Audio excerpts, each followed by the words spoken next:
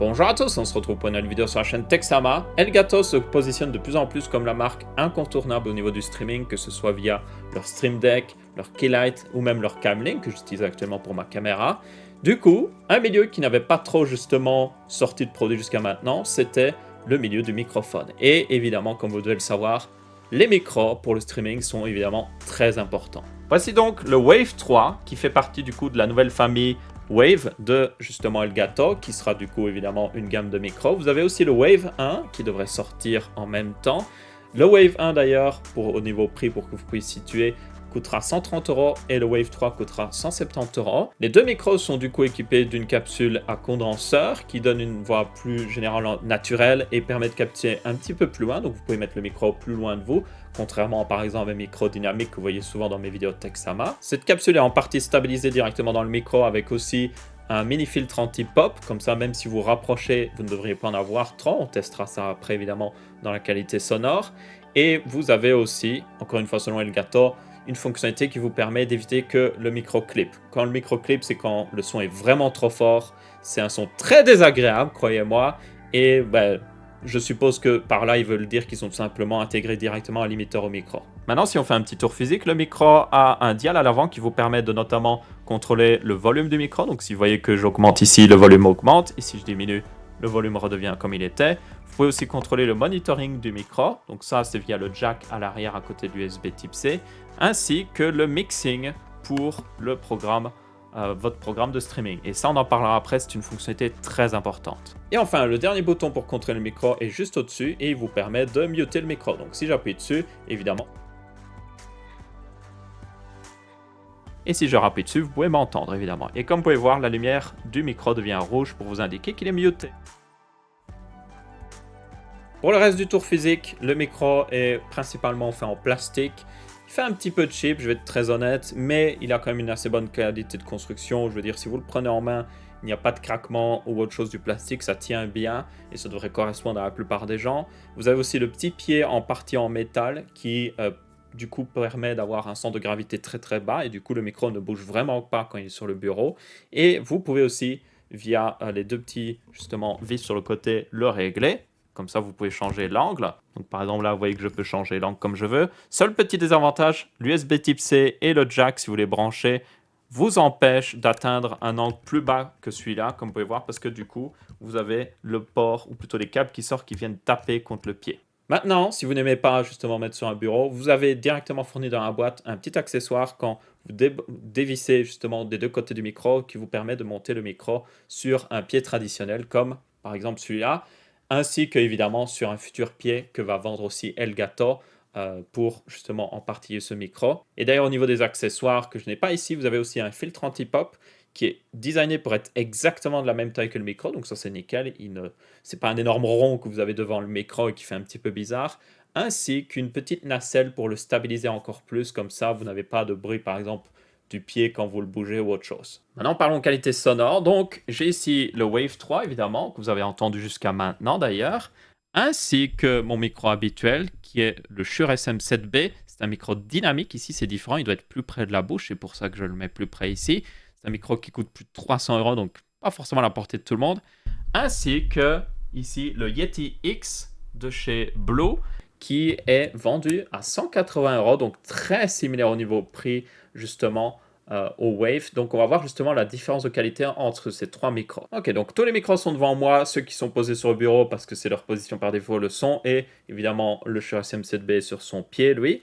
Et je vous propose justement tester la différence. Donc là, j'enregistre sur les trois micros à la fois, comme ça tout ce que je dis peut être répété pour chaque micro, comme ça vous pouvez vraiment entendre. Donc, premier test rapide, j'ai envie de voir le bruit qu'on a du clavier qui est juste derrière du coup les trois micros, ainsi que de la souris sur le côté, voir ce que ça donne justement, est-ce qu'il capte beaucoup. Donc là, je suis en train de taper sur le clavier, est-ce qu'on m'entend sur justement l'un de ces micros, sur les trois peut-être, sur un, sur deux, je ne sais pas.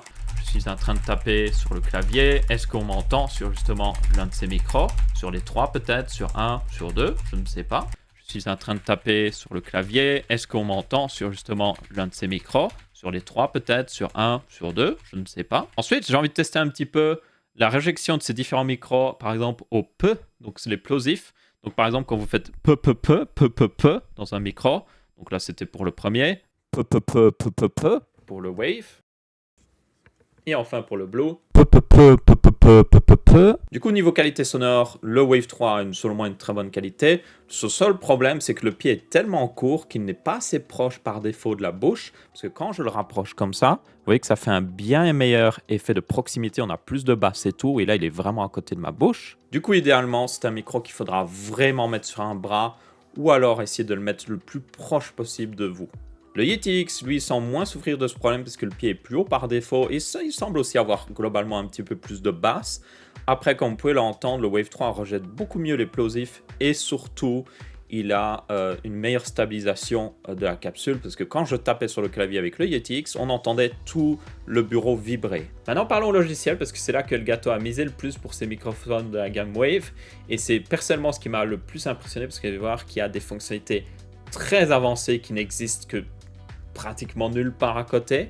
Donc voici Wavelink. Wavelink est évidemment le logiciel de contrôle pour tous les microphones de la gamme Wave de chez Elgato. Et comme vous pouvez voir d'ailleurs, on voit le Wave 3 ici indiqué et le son de ma voix fait bouger cette petite barre ici. Ça fait beaucoup penser à quelque chose que vous devez peut-être connaître, qui est ceci. Donc ça, c'est le Go XLR. C'est une table de mixage USB que j'ai beaucoup recommandé, qui selon moi est un bien meilleur achat que beaucoup de choses que des gens achètent pour justement le streaming, parce que ça vous permet de vraiment faire des contrôles très avancés, même en plein stream, d'être en mode « Oh, je vais mettre le son de ma voix sur une autre piste, le son du jeu sur une autre piste, et puis le changer à la volée via les sliders. » Et du coup, le Wave 3, et plutôt la gamme Wave de manière générale, intègre le même genre de contrôle. Donc vous voyez qu'ici, j'ai le Wave 3, donc c'est le son du micro du Wave 3. J'ai aussi le son système, donc ça serait tous les bruits Windows et tout, ou tous les sons par défaut si vous ne réglez pas. J'ai aussi la musique, donc ça serait pour par exemple mettre un lecteur de musique. Browser, ce serait pour votre navigateur. Voice chat, ce serait pour Discord ou Skype par exemple. Et vous pouvez même en rajouter un sixième qui serait par exemple le jeu, donc par exemple le son de votre jeu. Et donc, ça, vous pouvez le régler aussi dans Windows notamment, parce que tout comme le Go XLR, le Wavelink crée des périphériques sonores virtuels. Ce n'est pas des sorties qui existent sur votre PC, c'est juste purement dans Windows. Par exemple, on le voit ici, j'ai Spotify et vous voyez que Spotify envoie son son sur un périphérique qui s'appelle Wavelink Music. Donc c'est un périphérique fait pour la musique dans le Wavelink. Donc je prends ça et si je rejoue la musique notamment, vous voyez que la barre de son dans musique bouge. Et du coup, pour ceux qui ne comprendraient pas à quel point c'est puissant, je peux vous dire que ça, c'est extrêmement pratique. Parce que ça vous permet de, comme j'ai dit, mettre le son de votre voix dans une piste, le son du jeu dans une autre piste, le son de votre teammate dans une autre piste et d'avoir un contrôle parfait du son. Même du coup, quand vous faites du montage, vous avez les 3 pistes sonores et vous pouvez faire ce que vous voulez avec. Et ça, c'est génial. Alors, contrairement au Go XLR, évidemment, comme vous pouvez voir, la plupart de ces contrôles se fait via logiciel. Vous pouvez contrôler quelques trucs avec le dial, mais c'est principalement les volumes principaux. Vous ne pouvez pas les contrôler chaque chose indépendamment l'une de l'autre. Mais évidemment, je rappelle que Elgato a tout un écosystème. C'est un petit peu leur but d'avoir tout un écosystème compatible avec l'un l'autre. Et vous pouvez évidemment contrôler aussi le Wavelink via tout simplement votre Stream Deck. Donc vous pouvez utiliser le Stream Deck comme mini table de mixage et tout. Alors, ça ne vaut pas une vraie table de mixage, je vais être très honnête, même si Elgato voudrait que tout le monde l'utilise comme ça. Vous n'avez pas des sliders, notamment, où vous pouvez slider pour régler le volume. Vous pouvez juste appuyer sur un bouton. Vous pourriez mettre un bouton pour diminuer le volume, un bouton pour augmenter le volume. Hein. Ça marcherait très bien, mais c'est pas exactement la même chose que le slider. Mais soyez honnête, c'est quand même des fonctionnalités très avancées qui devraient plaire à beaucoup de gens, surtout si vous avez un Stream Deck. Ensuite, on continue notre petit tour. Donc, vous avez aussi 2 trucs qui s'appellent Monitor Mix ainsi que Stream Mix. Stream Mix, c'est ce que vous allez envoyer dans votre logiciel de stream, justement. Donc ça, le logiciel Wavelink prend automatiquement tous les périphériques sonores, que ce soit le son de votre micro, le son du système et tout ça. Il prend tout et il le met dans le Stream Mix. Ça veut dire que pour le logiciel de streaming, vous avez juste à mettre ça et ça marche et c'est nickel, vous n'avez pas besoin de vous embêter. Vous pouvez muter certains flux. Par exemple, si vous ne voulez pas les sons système, vous pouvez juste mettre à 0. Donc ça vous permet de ne pas avoir des sons parasites ou plutôt des sons Windows quand vous êtes en stream. Donc ça, c'est plutôt pratique. Et au-dessus, vous avez quelque chose qui s'appelle le Monitor Mix qui lui est exactement la même chose que le Stream Mix, sauf que la petite différence ici, c'est que vous n'avez pas le son du micro directement intégré. Donc ça vous permet d'entendre le son du jeu, votre teammate et tout ça. Donc c'est ce que vous voudriez utiliser en temps normal pour entendre ce qui se passe sur le PC. Et du coup, Par défaut, ça c'est sélectionné. Vous voyez qu'il y a une petite oreille sélectionnée en vert. Ça veut dire que c'est ce que moi j'entends dans mon casque. Mais si je sélectionne Stream Mix, je peux aussi entendre ce que les gens entendent sur le stream. Et ça, c'est plutôt pratique. Alors, il y a aussi... Alors, tenez compte. Quand vous utilisez cette fonctionnalité-là comme ça, vous avez un petit délai qui peut être perturbant entre le moment où le son évidemment est capté et il arrive dans votre casque. Donc il y a un tout petit délai. Donc ce que vous devez plutôt faire, et c'est ce que devraient utiliser la plupart des gens, c'est quand vous êtes sur le micro, vous pouvez évidemment régler le volume du micro, vous pouvez régler le volume du monitoring, si vous voulez entendre plus ou moins justement ce qui se passe. Et vous avez le dernier réglage qui est tout simplement le mix de tout ça. Je vous avais dit que j'en reviendrai. Et quand il est tout à droite, vous entendez juste le son de ce qui se passe sur le PC. Et plus vous le mettez à gauche, plus vous entendez aussi votre voix. Mais, il faut le préciser, c'est différent du Stream Mix ici parce qu'il y a beaucoup moins de délai sur ce monitoring-là. Ce n'est pas forcément ce que les gens entendront exactement sur le stream, mais ça vous permet d'entendre quand même votre voix directement. Donc si vous avez un casque fermé, vous entendrez votre voix naturellement.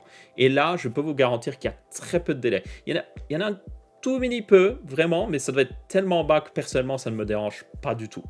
Et je peux vous dire que j'ai énormément de mal à parler quand je m'entends justement en écho dans mon casque. Et là, je n'ai aucun problème. Donc, nickel. Mais c'est ça que vous devez utiliser et pas justement l'autre. Il ne faut pas faire justement le bouton ici parce que je vous le dis, vous aurez beaucoup plus de délai avec ça. Donc comme vous pouvez voir, le logiciel ici est très puissant. Il vous permettra de faire à peu près n'importe quoi comme réglage. Évidemment, c'est un petit peu dommage que la plupart de ces réglages se font par défaut au niveau logiciel et que vous avez très peu au niveau physique sur le micro, mais genre, je ne sais pas où ils pourraient mettre encore plus de dial sur le micro.